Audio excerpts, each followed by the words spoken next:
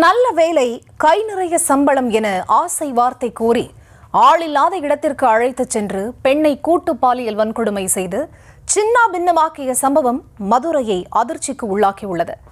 பாதிக்கப்பட்ட பெண்ணிடமிருந்து நகைகளையும் கொள்ளையடித்து தப்பிய கொடூரர்களையும் போலீசார் கைது செய்து விசாரணை மேற்கொண்டு வருகின்றனர். நம்பிக்கையாக பேசியோரை நம்பி சென்ற பெண்ணுக்கு நேர்ந்த கொடுமை. எதிர்கால வாழ்வுக்கான ஒளி தெரிவதாக எண்ணி ஏமாந்த அந்த பெண் ஆடரவமற்ற கண்மாய்க்கரையை பாதக செயலை அரங்கேற்ற தேர்ந்தெடுத்த கையவர்கள்.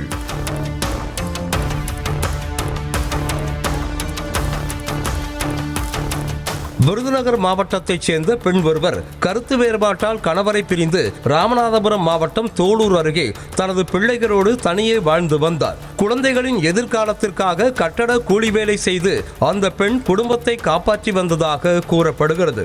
இந்த சூழலில்தான் மதுரை மாவட்டம் மேலூர் அருகே உள்ள தும்பைப்பட்டியில் ஒரு முதியவரை பராமரிக்க ஆள் தேவைப்படுவதாக செல்போனில் விளம்பரம் பார்த்ததாக அந்த பெண்ணிடம் அனிதா என்பவர் கூறியிருக்கிறார். நிலையான வேலை, நல்ல சம்பளம் கிடைக்கும் என்ற நம்பிக்கையில் வேலைக்கு செல்ல முடிவெடுத்த அந்த பெண் அனிதா கொடுத்த செல்போன் எண்ணை தொடர்பு கொண்டு மேலூருக்கு சென்றதாக கூறப்படுகிறது. மேலூருக்கு சென்ற அந்த பெண்ணிடம் செல்போனில் பேசிய தாமரைப்பட்டியைச் சேர்ந்த கோபாலகிருஷ்ணன் என்ற இளைஞர் தான் வந்து அழைத்து செல்வதாக கூறியதாக சொல்லப்படுகிறது. இளைஞர் வந்து அழைத்ததும் வேலை செய்ய வேண்டிய இடத்திற்குத்தான் செல்கிறோம் என நம்பி பைக்கில் ஏறிய அந்த பெண் இருள் சூழ்ந்த இடத்தில் இறக்கிவிடப்பட்டதாக கூறப்படுகிறது. அங்கு ஏற்கனவே பதுங்கியிருந்த 4வரிடம் அந்த பெண்ணை கோபாலகிருஷ்ணன் விட்டு சென்றதாக சொல்லப்படுகிறது.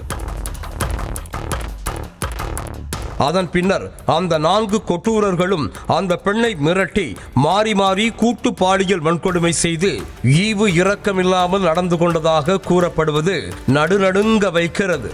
மேலும் உடலளவில் தளர்ந்து போய் கிடந்த அந்த பெண்ணிடமிருந்து அவரது தாலி செயின், வெள்ளி கொலுசு மற்றும் செல்போனையும் பறித்து சென்றிருக்கிறது அந்த கும்பல்.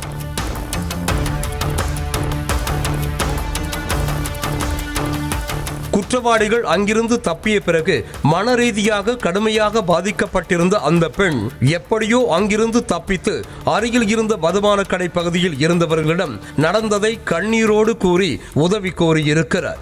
அவர்களின் உதவியோடு மேலூர் அனைத்து மகளிர் காவல் நிலையத்திற்கு சென்று புகார் அளிக்கவும் செய்திருக்கிறார். அனைத்து மகளிர் காவல் நிலைய ஆய்வாளர் மலையரசி தலைமையிலான போலீசார் சம்பவ இடத்திற்கு சென்று ஆய்வு செய்ததுடன் பாதிக்கப்பட்ட பெண்ணின் வாக்குமூலத்தின் அடிப்படையில் தீவிர தேடுதல் வேட்டையில் இறங்கினர்.